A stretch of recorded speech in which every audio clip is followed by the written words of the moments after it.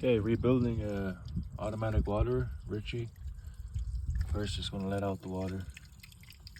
The reason letting it out is just so that it can fill up again and test whether it's working or not. So reattach the plug. Just gonna take this apart. Oh. So here's the old part, multiple pieces. Just gonna have to take it apart, and I think the issue might be in the washer in there. Okay, so upon looking at the differences, this is the washer. It's pretty worn. It could be the reason compared to this washer. It's brand new, obviously. I think the issue is with the float